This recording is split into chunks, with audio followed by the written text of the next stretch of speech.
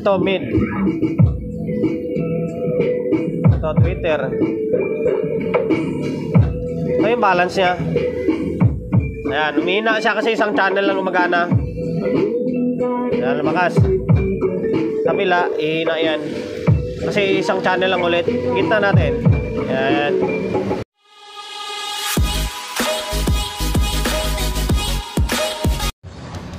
So yun guys, welcome to my vlog. Yun, ibahin natin yung style natin. Sa intro, papakita yung mukha natin. Ayan. For today's video, ito na. Singit muna tayo ng integrated. Ito. Ayan. Integrated to na walk-in client. Buti nga, kahit pa paano medyo nakikilala na tayo rito.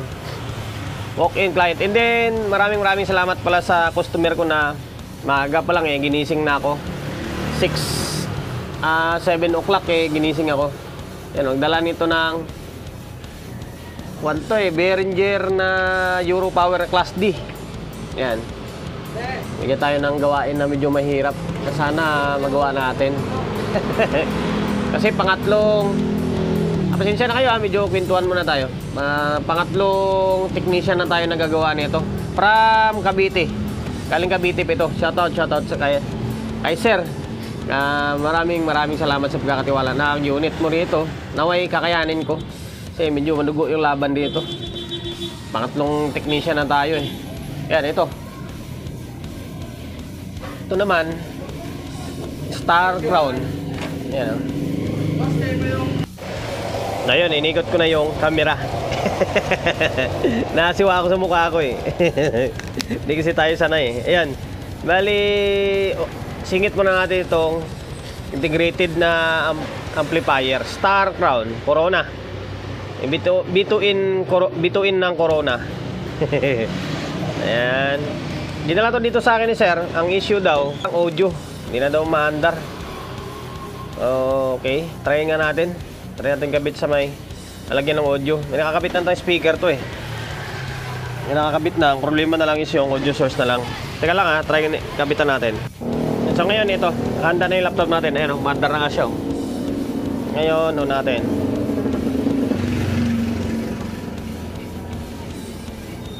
Ay, tira pala itong control. Ano ba to?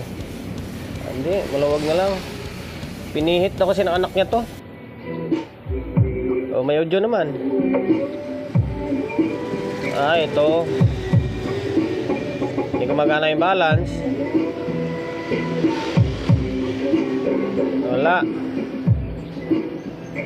Ito, meron. Okay, yung makontrol ang problema nito. Natin. Maandar. Kabila. Wala. Ito, meron. Okay, isa lang yung maandar. Makontrol lang to. Ayun sunod-sunod yung gawa natin. Puro control lang yung sira And then, try ko muna yung mic. Ayun, ito, kasalpak na yung mic natin. Okay, ito palang maingay Check, sound. Ayun, wala na, nawawala agad. Sound. Check, mic testing, sound. Walang echo. Sound. Okay. Wala, mga kwan lang to, mga control lang to. Sa ngayon guys, stay put lang kayo dyan. Baklasin ko lang itong takip nya. And then, diretso na tayo sa may control. Yan, sa mga amplifier dyan, tulad ng mga integrated na gustong DIY, kung gusto nyo kayo lang gagawa, madali lang yan. Ituturo ko sa inyo kung paano yung pagpalit ng mga control nito. Pag ganito mga control lang talaga ito. Natanggal ko na yung takip. Ito yung laman loob ng Star Crown. Ang ganda ganda ng kapasitor nyo.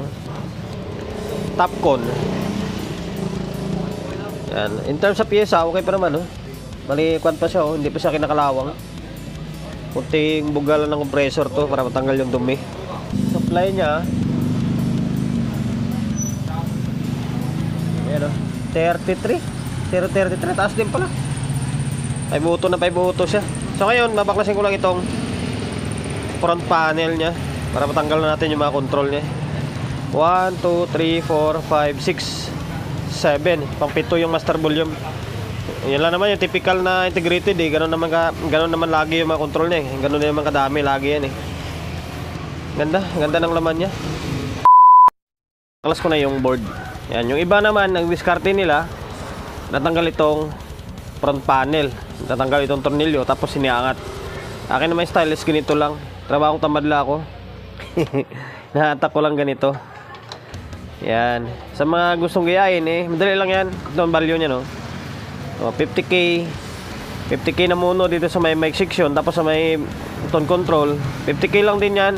50k or 100k pwede yan. Yan. Tatlong stereo. Stereo ito kasi 6 na paa. Yan, 1, 2, 3. Tatlo sa baba, tatlo sa taas. Yan, tatlo yan. Tatlong stereo. Tapos dito sa may balance niya. Ito naman sa balance ito. 50k rin. Tapos nakamono. Yan, nakamono siya. Sira na siguro talaga ito. Wala nang, parang matigas na, hindi mo na maintindihan eh. Tapos sa may master volume naman, ito yung pinaka-importante, master volume. Ito naman yung master volume is 8 pin. Kaya nga sa master volume tinatawag kasi ito yung pinaka-off, pinaka-control ng signal. Tapos walo yung paa niya, 8 pin. Kasi yung dalawa na yan, itong sa dulo, para yan sa loudness. Pwede mo lagyan ng stereo, pwede mo lagyan ng 6 pin yan, yung ganito. Yan, pwede yan, tatlo. Balit, tatlo, yung 6 ng paa, pwede mo siya ilagay dito. Ang problema, mawawala itong loudness niya. Yan, kasi para sa loudness yung dalawa na yan eh. Yan, pinalagyan mo ng stereo lang, ay control pa rin siya. Problema, wala na siyang loudness. So ngayon papalitan ko lang ito. Hindi value pala niyan is ganun lang din, 50k or 100k. Ayaw pa mag-focus ang inarte oh. Yan, may dumi pala eh. Yan, 50k. So ngayon tatanggalin ko lang ito. And then palitan na natin para hindi numaba yung walang kwentang vlog natin. Ito, napalitan ko na yung control. Yan. Madali naman gayahin yun eh. Kung gusto nyo mag-DIY talaga or kayo lang gagawa, tanggalin nyo lang yan. Importante, meron kayong panghinang. Meron kayong panghinang. Yan, panghinang ko 60 watts. Yan, 60 watts to. Ordinary yung panghinang lang. Tapos, importante meron kayong sanction o desoldering pump. Yan, para panghigop dito sa may tingga. And then, siyempre, tingga. Paano nyo lulusawin yan kung, paano nyo ididikit yung walang tingga. Yan. Tapos, baklasin nyo lang yan. Pag nabaklas nyo yan, siyempre, palitan nyo. Punta kayo sa may electronic shop or order kayo online. Palitan nyo. Kung nakalagay dyan 50k, 50k to 100k is pwede yan. Tatlong stereo, tatlong 6 pin. Yan, tapos tatlong sana ba yung isa? Sana ba yun? Basta tatlong 3 pin. Yan, mono naman tawag dito. Tapos isang master volume. Master volume is 8 pin yan. Yan, puro 50k. Yan, bago na ito, napalitan na natin to. Yan, walang ka dumi-dumi pa. So, bago. Tapos itong master volume is bago na rin. Yan. So ngayon, ibabalik ko lang ito sa may casing. And then, para ma-audio test natin, para malinisan na ito. Sana yun lang.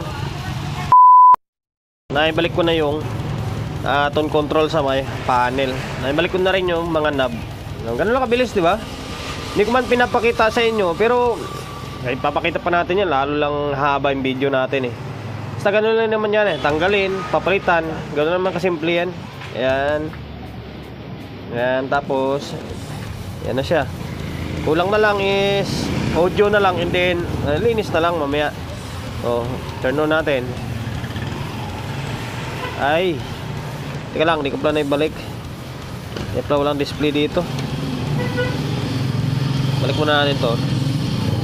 Pasensya na kayo, medyo maingay yung background natin dahil tabing kalsada yung shop natin eh. Ganda yung isa, ito. Para to dito sa may antena. So yan. So yan, may display na. Ay pare, balik. Sana ba tayo? Ay customer kasi ako eh. Yan lang, parang madilim. Yan, tapos ayun, naka-on na. On yung source natin. Ito, yan. Yan natin.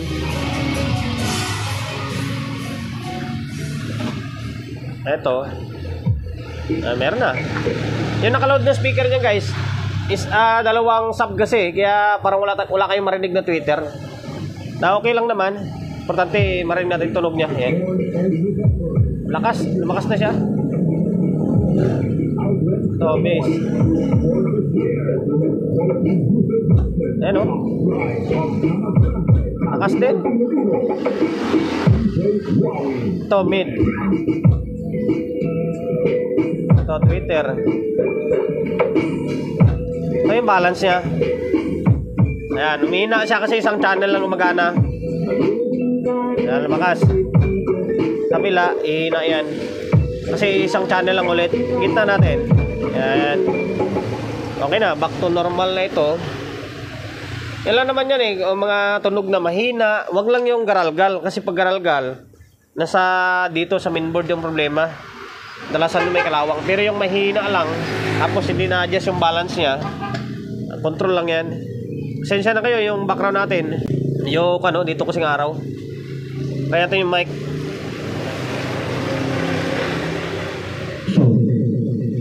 Ayun o. Grabe yung agong-ong ng echo niya. Sound check, mic testing. Yun o. Sound check, mic. Sound check, check. Okay na, pati yung mic. Normal na. Ito, may Bluetooth pala ito. May built-in Bluetooth. Pero naka-EQ in ako. Okay lang naman yan. Prante, marinig natin yung tunog niya.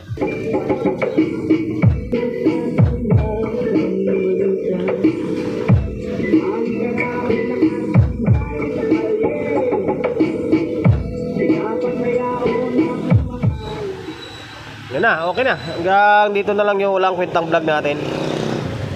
Naway naway nakapagbigay ideya ako sa inyo. Basta ganun lang kadali yan guys. Sa mga gustong magpalit ng control ng mga amplifier nyo at ng mga integrated, basta yung issue na control lang. Huwag lang yung may garalgal siya or wala talaga siyang audio. Kasi nga hindi nagre-relate. Pero pag yung mahina lang siya, kadalasan niya control lang. Yun, tatanggalin mo lang yun. Bili ka ng tatlong stereo, tatlong mono. Yung dalawang mono para dito sa may mic input, mic control, tapos isa balance. Tatlong mono, tatlong stereo, and then isang master volume or yung 8-pin. Yan. Sabihin ko pa sana na Sir Pram. Hindi. Booking client natin ito eh.